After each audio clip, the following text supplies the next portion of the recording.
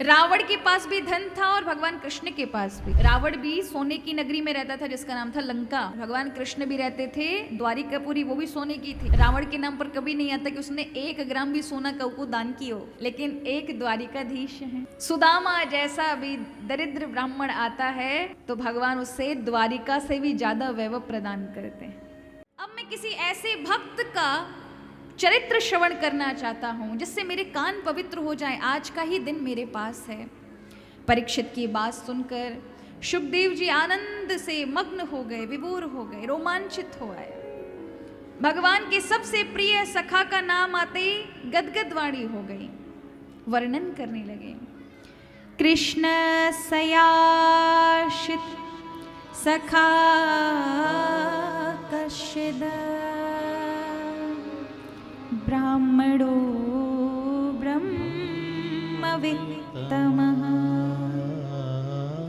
विरक्त इंद्रियार्थेषु प्रशांतात्म जितेन्द्रिय।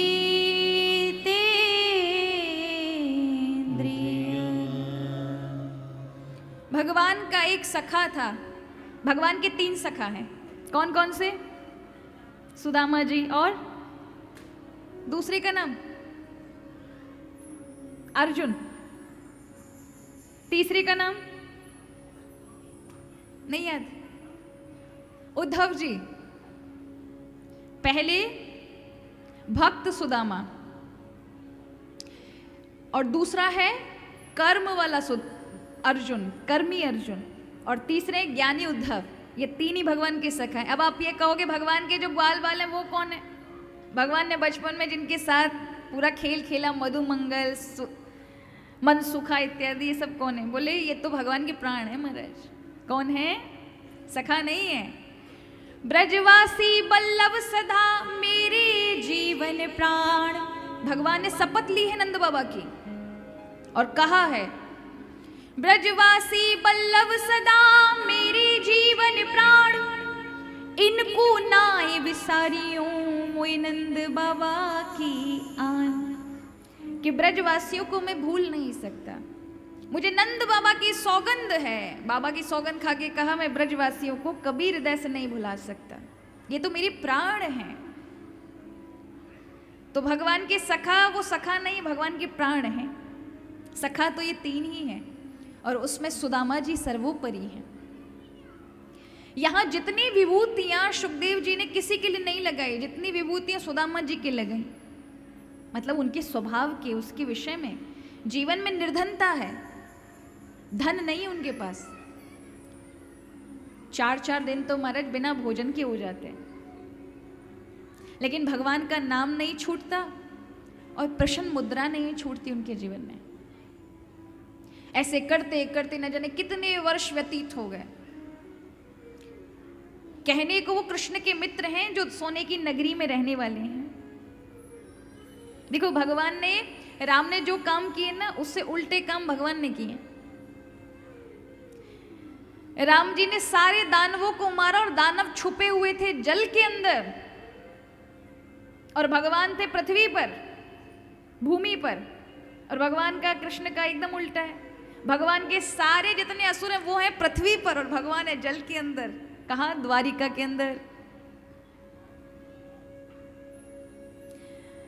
रावण के पास भी धन था और भगवान कृष्ण के पास भी। रावण भी सोने की नगरी में रहता था जिसका नाम था लंका। भगवान कृष्ण भी रहते थे द्वारिकापुरी, वो भी सोने की थी। लेकिन रहने वालों की वृत्ति देखिए, रावण के नाम पर कभी नहीं आता कि उसने 1 ग्राम भी सोना कऊ को दान किया हो। आता है क्या कहीं लिखा हुआ? कहीं नहीं आता। लेकिन एक द्वारिकाधीश हैं जिनके पास एक महाराज सुदामा जैसा भी दरिद्र ब्राह्मण आता है तो भगवान उससे द्वारिका से भी ज्यादा वैभव प्रदान करते हैं। आज सुदामा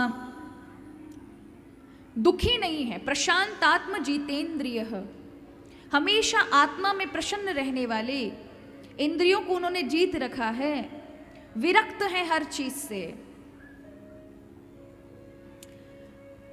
एक दिन सुदामा जी की पत्नी हमेशा सुदामा जी ने एक बार गलती से निकल गया कि कृष्ण उनके सखा हैं, ऐसा बोल दिया था उन्होंने। तो उनकी पत्नी प्रतिदिन उनको टोकती थी। जब भी कुछ भोजन की व्यवस्था नहीं हो पाती तो एक ही बात कहती, तुम्हारे मित्र कृष्ण है ना, चले क्यों नहीं जाते। इसलिए सुदामा जी अपने घर में भी नहीं रहते थे, बाहर ही रहते। नदी के तट पर बैठ जाते, माला फेरते रहते। यदि कोई सेठ आ गए, कोई व्यक्ति आ गया, उसने कुछ पत्र इत्यादि के बारे में पूछा, कुछ दक्षिणा रख दी तो घर ले आते थे, नहीं रखा तो मांगते नहीं थे। ऐसे 4-4, 5-5 दिन हो जाते, भूखे प्यासे, वस्त्र भी नहीं थे। दोनों पति पत्नी के पास एक ही वस्त्र था और सालों साल से उसी को पहन रहे थे। घर में कोई एक साबुत बर्तन नहीं था। ऐसी अवस्था में सुदामा जी के मन में भक्ति का प्रभाव कम नहीं था। और एक दिन प्रतिदिन कहने वाली सुशीला को आज जब सुदामा जी ने सुना तो आज ऐसा लगा जैसे कृष्ण बुला रहे हो। उसकी आंखों में तेज था। आज उसने जो वाक्य बोले ना वो सामान्य नहीं थे। उसने कहा, आप रात दिन कृष्ण कृष्ण चिल्लाते हो, कहीं प्राण निकल गए, और कृष्ण का दर्शन किए बिना अगर शरीर छूट गया ना तो धिक्कार हो गया अपने जीवन को। ऐसा लगा जैसे कृष्ण बोल रहे हैं। कृष्ण की आंखें दिखी, सुशीला की आंखें। आज सुदामा जी ने कहा, मन तो बहुत है सुशीला मेरा। पत्नी ने कहा, कुछ मत मांगना, बस चले जाओ, उनको देखाओ। मैं जानती हूँ आप कुछ नहीं मांगोगे, मत मांगना। बोले, देवी वो बहुत बड़ा द्वारिकाधीश है, मेरे पास तो कुछ खाने के लिए भी नहीं है, क्या उपहार में ले जाऊं। पत्नी दौड़ कर गई, 4 घरों से एक एक मुट्ठी चावल मांग लाई, क्योंकि पता था पति से जब पूछेंगे कि कैसे हो मित्र, सब बढ़िया घर गृहस्थी चल रही, तो सुदामा जी एक ही बात कहेंगे, मोते बड़ो सुखी। यार जग में कोई भी ना है, या दुनिया में मोते बड़ो सुखी कोई नहीं है। भगवान को कैसे पता चलेगा। सुशीला ने चिथड़े वस्त्र में 4 घरों के चावल मुट्ठी बांध करके रख दिए। कम से कम भगवान खोलेंगे तो पता तो चले, इसका एक भी दाना घर का नहीं है, सबसे मांग मूंग के लेकर आया है। और माताएं व्यवहार में बड़ी तेज होती हैं, इनको सब पता होता है कैसे क्या करना चाहिए। भाई लोगों को व्यवहार का नहीं पता होता, ये माताओं को व्यवहार का तो इतना पता होता है। 50 साल बाद पूछ लोगे ना, फलाने की शादी में कितने लड्डू गिलास में मिले, सब बता देगी। और भाइयों को तो दिमाग से निकल जाएगा क्या मिला क्या नहीं मिला, उनका इतनी बुद्धि नहीं जाती। पर माताएं व्यवहारिक होती हैं, उनको पता होता है किसके में क्या लिफाफा मिला। आप भले वो नोट करके नहीं लिखेगी, लेकिन उसकी बुद्धि में सारा कैलकुलेशन रहता है। तो आज 4 घरों से मांग कर लेकर आई, लाकर के पोटली में बांध दिया। सुदामा जी ने कहा, देवी इन चावलों की आवश्यकता हमको है, पर तू धन्य भागी है, कृष्ण की ओर मुख भेज रही है। कई धर्म पत्नियां ऐसी होती हैं, पति उस प्रकार के नहीं होते, पर फिर भी वो बार बार जिद करती है, चलो वृंदावन चले जाएं, चलो वहाँ चले जाएं। अपने पति की इतनी सेवा करके उसके मन पर अपना अधिकार जमाने का प्रयास करती है। और एक ही बात, मेरे कहने से तुम यहाँ जाके ये सेवा कर लो, बस इतना जाके जा करके एक पानी चढ़ाओ और कुछ मत करो। चलो व्रत मैं रख लूँगी, आप इतना सा कर लो, चलो इस रोटी से ही हाथ लगा लो, मैं जाके दे आऊँगी। कैसे भी करके अपने पति को धर्म के मार्ग पर एक एक कदम रखवाना। ऐसी धर्मात्मा पत्नी जिसके घर में है महाराज, वो घर साक्षात स्वर्ग है, साक्षात स्वर्ग है। वहाँ गंगा यमुना ऐसी नदियाँ पवित्रता के साथ निवास करती हैं, जहाँ ऐसी देवियाँ हैं। ईंट पत्थर के मकान को घर नहीं कहा जाता, उसमें निवास करने वाली गृहिणी को ही घर कहा जाता है, जो सुंदर व्यवहार के साथ सबका ध्यान रखते हुए उस घर को बनाकर रखते। आज सुशीला ने जैसे ही दिया, चावलों को लेकर के सुदामा जी चल दिए। मार्ग में पहुंचे, नदी पड़ी, किसी से मांगते नहीं थे, बोलते नहीं थे, अचानक बैठ गए वहां पर। मल्ला लोग पैसे वालों को ही उतार रहे हैं, किसी ने आके उनसे नहीं पूछा कि बाबा उस पार जाना है क्या। सुबह से शाम हो गई, बड़े बड़े लोग इस पार से उस पार हो गए, तट खाली होने लगे, मल्लाह लोग भी अपनी नावों को लगा लगा करके अपने अपने गांव लौटने लगे। अंधेरा छा गया। सुदामा जी को लगा, लाला मैंने तो कोशिश की थी तेरे पास आने के लिए, पर इतनी गरीबी नहीं दी होती तो बीच रास्ते से लौटना नहीं पड़ता। मुझे लगता है, मुझको लग रहा है कि तेरो दर्शन बड़ो दुर्लभ है। मैं तो बचपन में किया, अब नहीं कर सकता। और ऐसा लौट करके बस प्रणाम ही किया नदी को। पीछे से वहां नदी के बीचों बीच से किसी नाव की, और उसमें लालटेन लटक रही है, उसमें से आवाज कोई देता चला रहा है, भैया किसी को उस पार आना है क्या? भैया किसी को उस पार आना है क्या? अरे संसार में जिसको कोई पार नहीं कराता ना, उसी के लिए ठाकुर जी आते हैं। किसके लिए आते हैं? ऐसे ही भक्तों के लिए।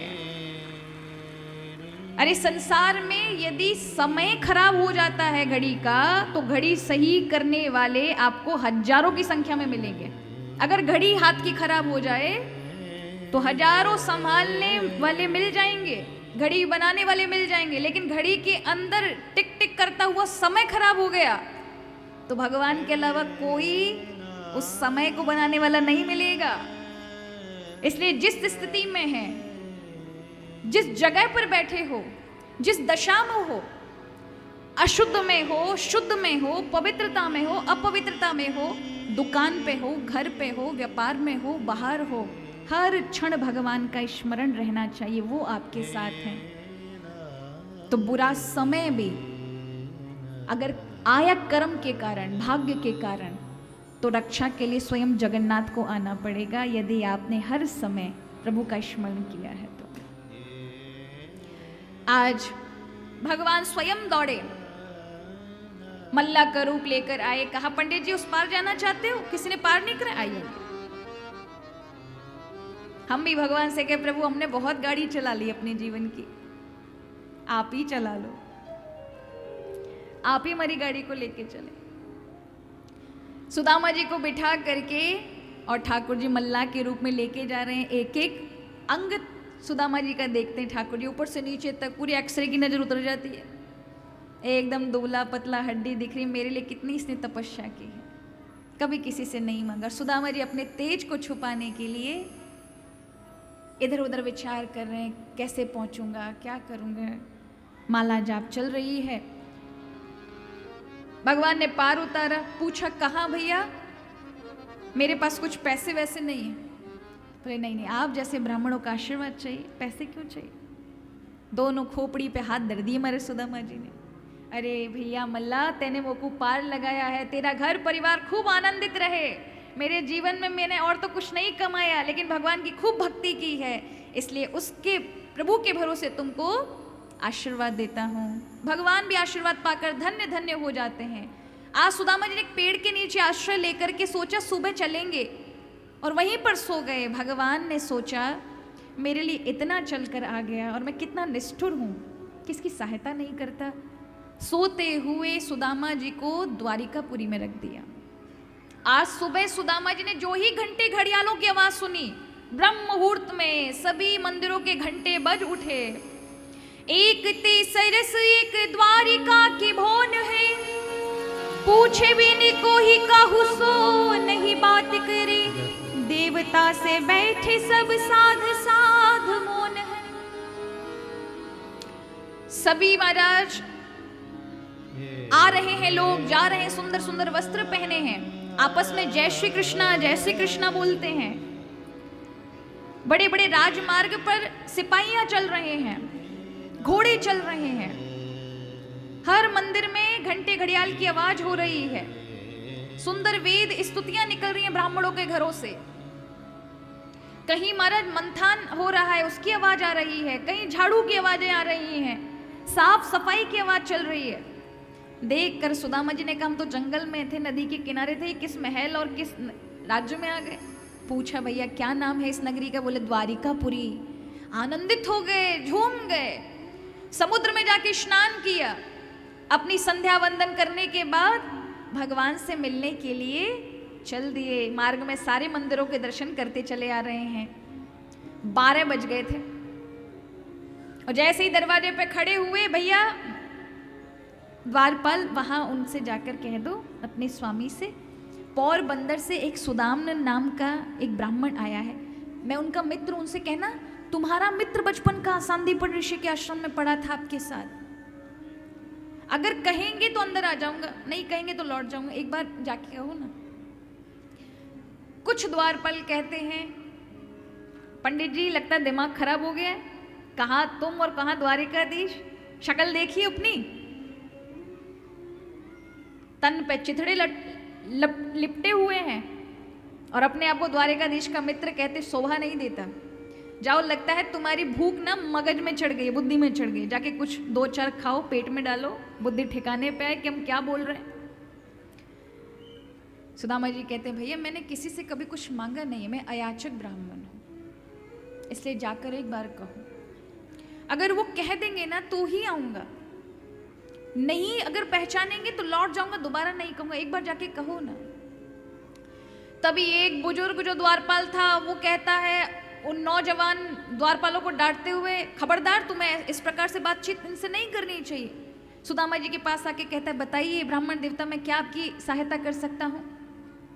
बोले जाकर के सिर्फ भगवान को मेरा परिचय दे दो, मैं आया हूँ। वृद्ध जाता है, भगवान अभी रुक्मणी के पलंग पर बैठ करके भोजन करने के लिए ग्रास ही उठाया था, रुक्मणी पंखा चल रही थी।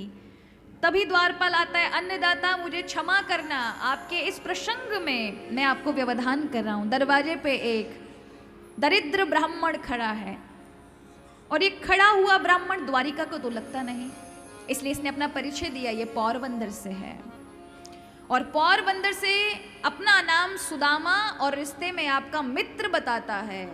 सुदामा नाम सुनते ही भगवान के हाथ से ग्रास छूट गया।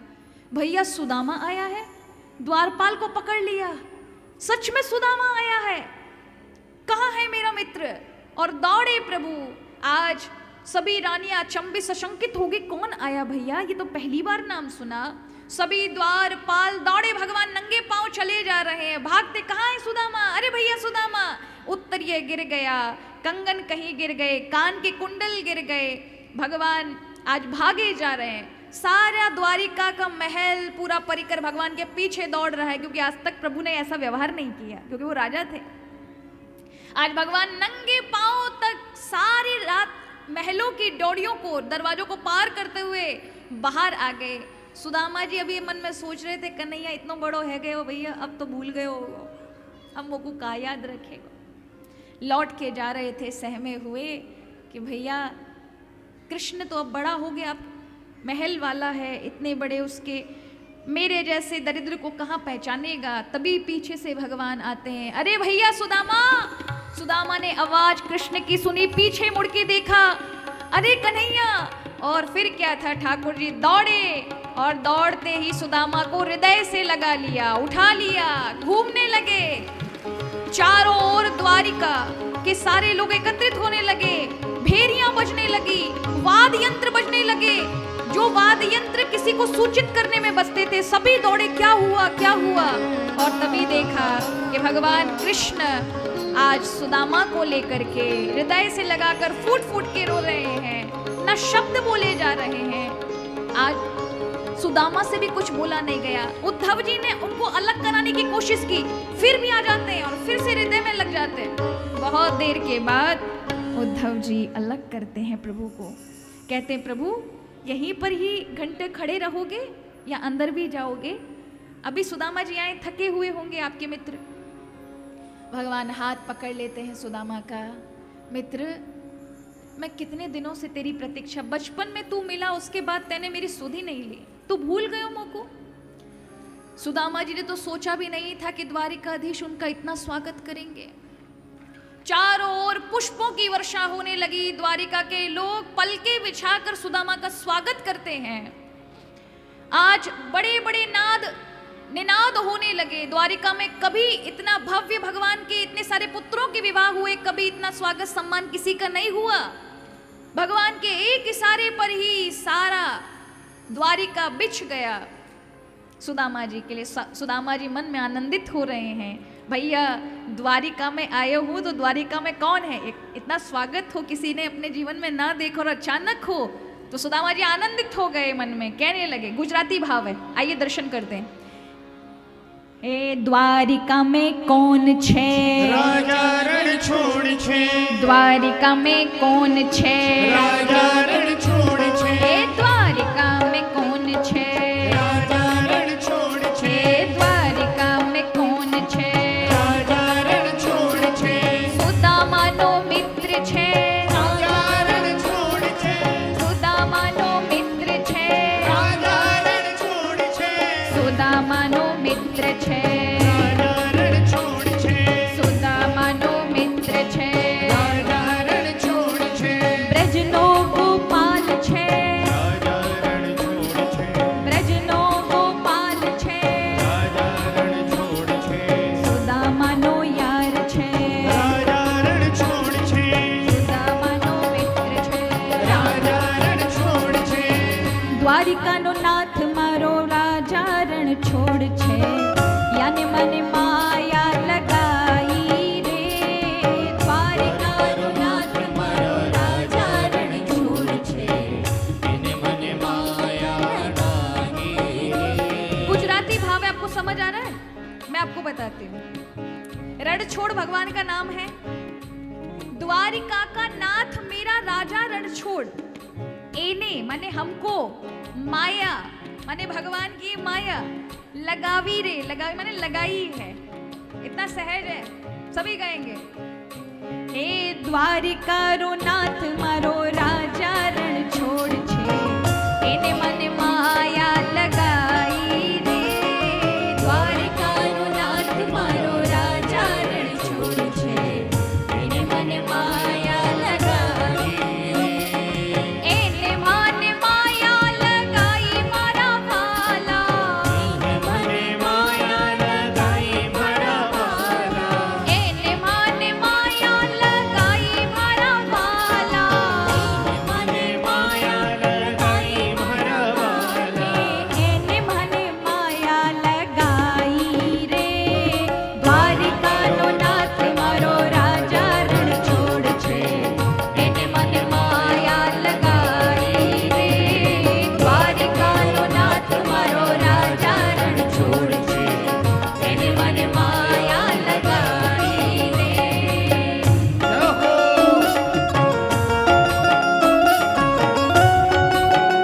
બોલીએ દ્વારિકાધીશ કી.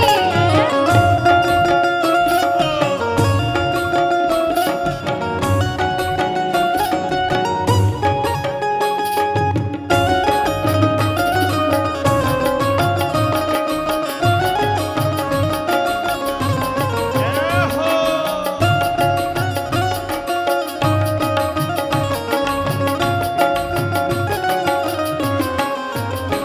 अच्छा, द्वारिका में कौन है मेरे साथ बताएंगे. द्वारिका में कौन मिलेंगे? बोले राजा रणछोड़. तो हम बोलेंगे द्वारिका में कौन छे? રાજા રણછોડ છે. द्वारिका में कौन छे? રાજા રણછોડ છે. સુદામાનો મિત્ર છે. રાજા રણછોડ છે. સુદામાનો મિત્ર છે. રાજા રણછોડ છે. ગાયના ગોપાલ છે. રાજા રણછોડ છે. ગાયના ગોપાલ છે. રાજા રણછોડ છે. એ મંદિર में कौन છે? રાજા રણછોડ છે. મંદિર में कौन છે?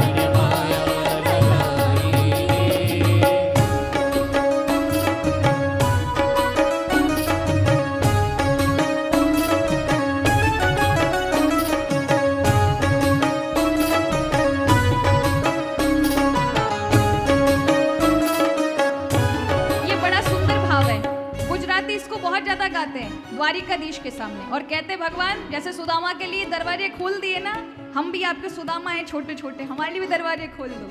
इसलिए कहते हैं हे द्वारिकाना ठाकुर, हे द्वारिकाना ठाकुर, ए तारा बंद दरवाजा खोल। ठाकुर ना डाको, तारा बंद दरवाजा खोल। शब्द समझ आए आपको? द्वारिका के ठाकुर, इसलिए शब्द है वहां पर हे द्वारिका ना ठाकुर, तारा बंद दरवाजा खोल। द्वारिका ना ठारो, तारा बंद दरवाजा खोल। हे तू तो वाला राधिका, राधिका चित चोर, तू तो वाला राधिका, राधिका चित चोर। दुनिया राधा तार बने, तू केम बने छे कठोर। दुनिया राधा तार बने, तू केम बने छे कठोर। हे द्वारिका ना ठाकुर, तारा बंद दरवाजा ठाकुर ना डाको, तारा बंद दरवाजा खोल। ठाकुर ना ठाकुर, तारा बंद दरवाजा ठाकुर ना डाको, तारा बंद दरवाजा खोल।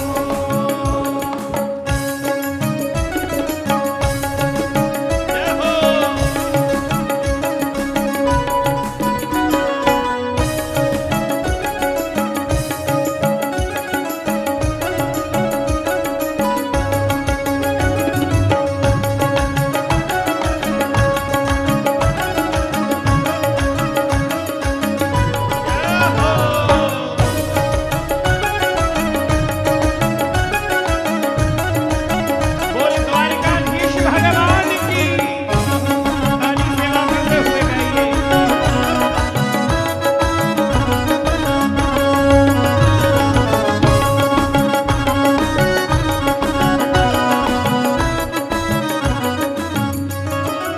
मन में ऐसा भाव आया कि छत्तीसगढ़ के लोगों को गुजरात का थोड़ा सा एहसास करा दे। भगवान तो गुजराती बने हुए हैं ना अभी, द्वारिका में विराजमान है, वहां की लैंग्वेज ही बोलेंगे, इसलिए आपको वहीं पर ले जाकर के और भगवान की भाषा, क्योंकि प्रभु ने वहां पर पूरा अपना कर्म क्षेत्र किया है, तो बड़े भाव के साथ एक एक शब्द को समझेंगे फिर आपको बताऊंगी। हे थारे द्वारे वाला आऊं, हाँ आऊं, ओ श्याम लिया धौली ध्वजा लहराऊं, ओ श्याम लिया धौली ध्वजा लहराऊं। हे थारे द्वारे वाला आऊं, हाँ आऊं, ओ श्याम लिया धौली ध्वजा लहराऊं, ओ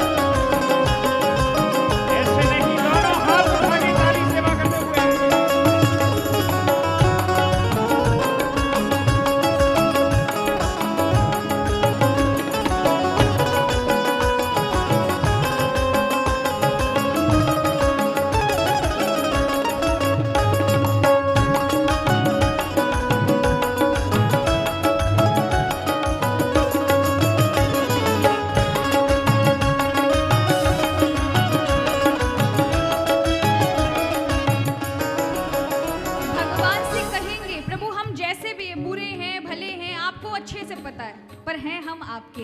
अब इसे गुजराती में कैसे कहेंगे? हूँ जेवो हूँ छो तारो, हाँ तारो, ओ रण छोड़ राय पकड़ो हाथ हमारो। हूँ जेवो हूँ छो तारो, हाँ तारो, ओ रण छोड़ राय पकड़ो हाथ हमारो। हूँ जेवो हूँ छो तारो, हाँ थारो, हे रण छोड़ राय पकड़ो हाथ हमारो। हूँ जेवो हूँ छो तारो, हाँ थारो, हे रण छोड़ राय पकड़ो हाथ हमारो। हे आपी दे वालीड़ा उदर्शन एक बार। आपी दे वालीड़ा उदर्शन एक बार। दुनिया का दातार बने तू केम बने छे कठोर। दुनिया का दातार बने तू केम बने छे कठोर। डाकोर ना ठाकोर, तारा बंद दरवाजा खोल। डाकोर ना तारा बंद दरवाजा एक द्वारिका नो ठाकोर, तारा बंद दरवाजा खोल। द्वारिका ना तारा बंद दरवाजा हे तू तो वाला रंग रसियो, तू केम बड़े छे कठोर। तू तो वाला रंग रसिया, तू केम बड़े छे कठोर। दुनिया रा दातार बने तू केम बने छे कठोर। दुनिया रा दातार बने तू केम बने छे कठोर। हे द्वारिका ना ठाकोर, तारा बंद दरवाजा खोल। द्वारिका ना ठाकोर, तारा बंद दरवाजा खोल। सभी गाएंगे जय राधे राधे, राधे राधे जय राधे राधे, राधे राधे शुभान दुलारी राधे राधे हम सबकी प्यारी। जय राधे राधे, जय राधे राधे, राधे राधे, जय राधे राधे, राधे राधे, जय राधे राधे, जय राधे राधे, जय राधे राधे, जय राधे राधे, ओ द्वारिका में कौन छे राजा रण छोड़ छे। द्वारिका में कौन छे राजा रण छोड़ छे, हे मंदिर में कौन छे। राजा रण छोड़ छे, मंदिर में कौन छे राजा रण छोड़ छे, द्वारिका रो कौन छे राजा रण छोड़ छे। द्वारिका में कौन छे राजा रण छोड़ छे। मंदिर में कौन छे अरे हृदय में कौन छे हृदय में कौन छे बोल जा रण छोड़ जाए भगवान की द्वारिका ना ठाकुर, ए तारा बंद दरवाजा खोल। द्वारिका ना ठाकुर, तारा बंद दरवाजा खोल। इसकी ये पंक्ति आपको समझ आ रही है? तू छे वाला रंग रसिया, तू केम बने छे कठोर। केम माने क्यों? कठोर बन के बैठे हो, दुनिया को लुटाने वाले हो। दुनिया ना दातार बने तू केम बने छे कठोर। सुदामा जी के लिए अच्छे सरल बन गए, हमारे लिए कठोर बन गए, हमारे लिए दरवाजे बंद कर लिए। इसलिए फिर कहते हैं भक्त द्वारिका रा ठाकुर, ए तारा बंद दरवाजा खोल। द्वारिका ना ठाकुर ए तारा बंद दरवाजा। बोलिए द्वारिकाधीश की जय। यहाँ भगवान सुदामा जी को हृदय से लगा करके लेकर आए हैं, अपनी सुध भूल गए हैं, सिंहासन पर बिठाया। आज रुक्मणी की पलंग पर किसी को अधिकार नहीं है बैठने का, भगवान ने आते सुदामा जी को बिठा दिया, सुंदर स्नान कराया, सुंदर वस्त्र पहनाए, लेकर के राज दरबार में आए हैं और आज राज दरबार में ला करके अपने सिंहासन पर बिठा दिया, खुद जमीन पर बैठ गए। आज पैर धुलाने के लिए, पद प्रक्षालन पूजन करने के लिए केवल आज्ञा ही दी रुक्मणी इत्यादि को जाकर के गर्म पानी लेकर आओ, लेकिन रानियों को विलंब हो गया। भगवान ने अपने मित्र के पैरों में कांटे लगे देखे ना, अपने मुख से निकाल निकाल कर अश्रुओं के जल से ही चरण प्रक्षालन कर दिया।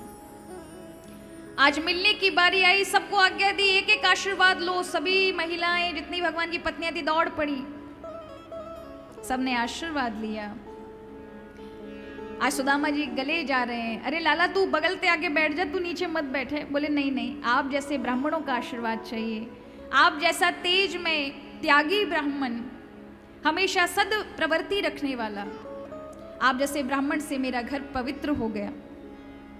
भगवान ने बहुत स्वागत किया सुदामा का।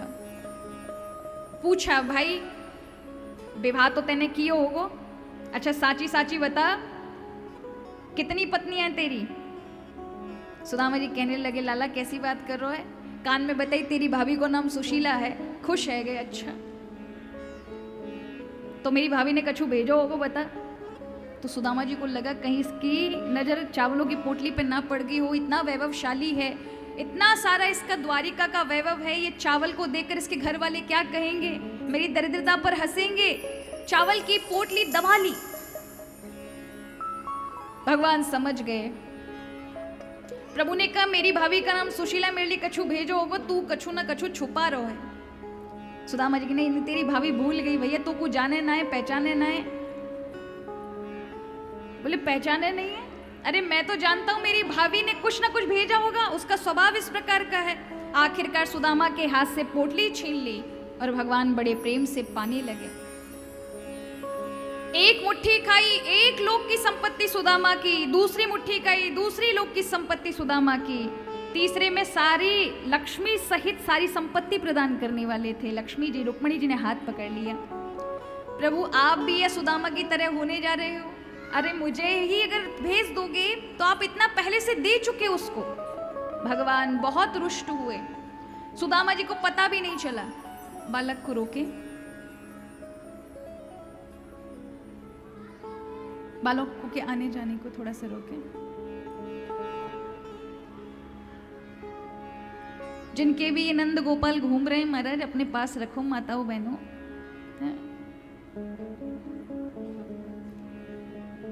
यहाँ ठाकुर जी ने बहुत स्वागत किया, बहुत कुछ दिया, लेकिन ब्राह्मण को पता ही नहीं चला।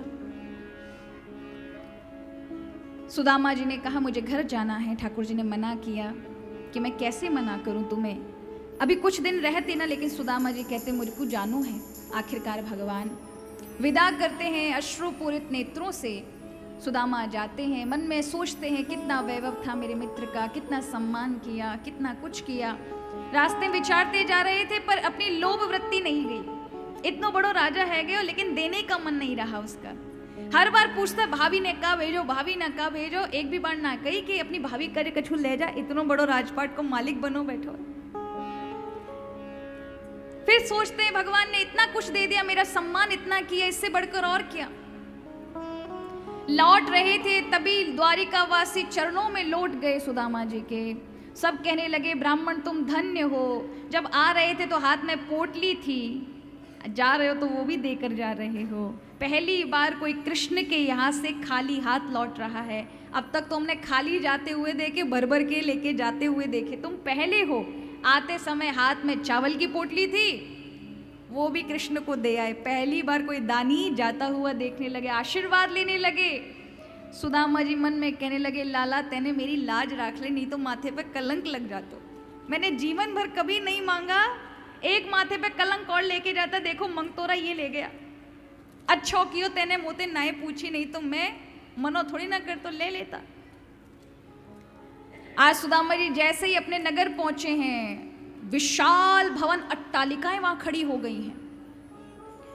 उनको देख देख करके सुदामा जी रोने लगे। अरे मेरी पत्नी यहाँ सदाचारी सद्धर्मणी पत्नी यहाँ एक कुटिया में रहती थी, लगता है मेरे ना आने के कारण कहीं किसी ने उसको हटा दिया, या लगता है उसने खुद ने आत्महत्या कर ली, क्या कर लिया, कहाँ गई मेरी ब्राह्मणी। रोने लगे, फूट फूट कर एक एक महल में जाकर के बाहर से दरवाजे से झांकते हैं, किसी से पूछते, भैया मेरी यहाँ धर्मणी मेरी पत्नी एक ब्राह्मणी थी, क्या तुमने देखा? सब लोग मना कर देते हैं, कोई ब्राह्मणी नहीं, आगे चलो आगे चलो। सब जगह जा रहे हैं, कोई भी उनको अपना परिचित का नहीं मिलता।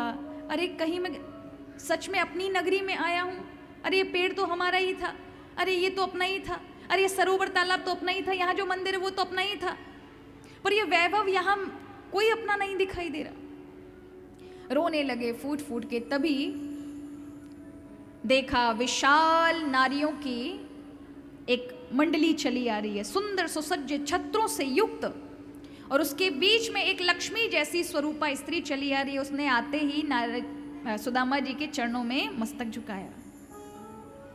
सुदामा जी फूट फूट के रोने लगे। वो कहने लगी, मैं प्रणाम करती हूँ। आवाज जानी पहचानी लगी, नेत्र खोले तो क्या देखा, वो सुशीला थी, उनकी पत्नी।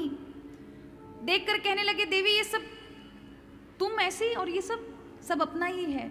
हाथ पकड़ा सुदामा जी का, आरती करी, तिलक दिया और लेके चल पड़ी। पीछे महाराज सैकड़ों दास दासियां छत्र लेकर चवर डुलाते हुए जा रहे हैं। सुदामा जी को लेकर आई अंदर। द्वारिका के जो महल देखे, उससे भी सुंदर सुंदर महल कक्ष देखे सुदामा जी ने, जो भगवान ने उन्हें प्रदान किए थे। सुदामा जी की आंखें और फटी जा रही है, और फटी जा रही है। अंदर और गए तो और विलास को देख करके हतप्रभ हैं। सब अपना है? बोले सब अपना है। बच्चे कहाँ हैं? बोले सब घूमने गए हैं। लो स्वामी ये जल पीजिए और ये वस्त्र उतार दीजिए। जल पिया। सुदामा जी कहते हैं, देवी देखो तुम्हें धन मिल गया, अब तुम अच्छे से अपना जीवन यापन कर सकते हो, मुझे परेशान नहीं करोगे।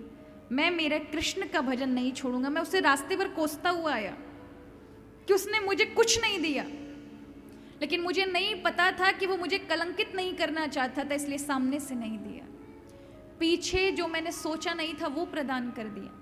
इसलिए मुझे नहीं चाहिए। तुम अपने जीवन यापन के लिए तुम्हें इतना पर्याप्त मिल चुका है कि तुम्हारा अपना जीवन, बच्चों का जीवन बहुत अच्छे से जाएगा। मेरे व्यवधान, मेरे भजन में व्यवधान नहीं लाऊंगा। ये माया मुझे छू जाएगी तो मेरी कृष्ण भक्ति समाप्त हो जाएगी। अरे मैंने कृष्ण का वैभव देखा तो मन में कलंक आ गया था कि मुझे कुछ नहीं मिला, और मैं अगर इसका भोग कर लूंगा तो मेरे मन में भगवान का भजन छूट जाएगा। मैं कृष्ण को नहीं छोड़ सकता। और तुरंत वहीं पर वो पात्र जल का रख करके सुदामा जी बाहर निकल आए। पत्नी ने कहा, जब आप ही ये सब नहीं भोगेंगे तो मैं अकेली क्या करूंगी? आप जहां रहेंगे मैं वहीं रहूंगी, मुझे सुख नहीं चाहिए। पीछे से कन्हैया आवाज दे रहे, ओ सुदामा कहाँ जा रहे हो भैया? हम तो यहाँ बैठे हैं। सुदामा जी ने जो ही देखा, पीछे मुड़ के महल के दरवाजे पे हमारे कृष्ण कन्हैया खड़े हैं। देखकर सुदामा जी कहने लगे, लाला ये क्या बात हुई? मैं आयो तेने मोकू भेज दियो यहाँ पर, ये सब देवे की क्या जरूरत थी? ये तेरी माया मोकू लग जाएगी। भगवान कहते मेरी माया नहीं, मेरा प्रसाद है। मेरे भक्तों को जब मेरे में बुद्धि, मेरे में ध्यान करते हैं तब मैं उनको प्रसाद प्रदान करता हूँ। ये माया नहीं है, ये तुम्हारी बुद्धि खराब नहीं करेगी। जो धनपति है, धन है उसके पास, कैसे पता करें? वो पुण्यात्मा है, उसकी बुद्धि धर्म कर्म में रहेगी। धन के बाद भी हमेशा सत्कर्मों में उसका मन लगेगा। धन के बाद भी सत्कर्मों में उसकी बुद्धि जाएगी। ये उसका पुण्य। देखो आपके पास धन होता है ना, धन का मेजरमेंट होता है, इतना बैंक बैलेंस सीट होती है हमारे पास, लेकिन पुण्यों का कोई हमारे पास लेखा जोखा नहीं होता। पुण्य यदि आपके मन में है, इसका प्रमाण यही है कि आपका जीवन भाव से भरा होगा, अच्छे विचारों से भरा होगा, सत्कर्मों के प्रति हमेशा सोचने के लिए आप कभी टालते ही नहीं है, तुरंत कर देंगे। तब समझ लिया आपके जीवन में आप पुण्यात्मा हैं, यदि आप भाव से भरे हैं, अच्छे विचारों से भरे हैं। हृदय भगवान में तुरंत लग जाता है। कोई किसी को देखते हैं दुखी देखते हैं, एकदम हृदय भर आता है और सेवा करने नहीं होने पर भी जो आपसे बनता है आप सेवा करने दौड़ पड़ते हैं। पुण्यात्मा है। पापात्मा तो ये कहेगा, जिसमें पुण्य नहीं वो तो ये कहेगा अरे ऐसा वह ऐसे नाटक करते हैं, मैं ही क्यों करूं, ये तो अपना कर्म भोग रहे हैं, ऐसा कह देगा। भाव में भी बैठेगा तो एकदम सूखा, कोई भाव ही नहीं चल रहे, बस केवल कर्म कांड और शरीर से भजन पूजा हो रही है, लेकिन मन नहीं जुड़ पा रहा। पुण्य नहीं है। पुण्य का मेजरमेंट यही है कि अगर जीवन में पुण्य होंगे तो हृदय भाव से भरा होगा, अच्छे सद्विचार उनमें रहेंगे, और सद्विचार एक रखोगे उनमें इतना प्रबल बल होगा कि जो भी आप विचार रखेंगे उसको पूर्ण कराने में वो सामर्थ्यवान है, क्योंकि वो पुण्य से पैदा है। तो यहाँ आज सुदामा जी पर प्रभु ने कृपा की। सुदामा जी ने अपना भजन नहीं छोड़ा।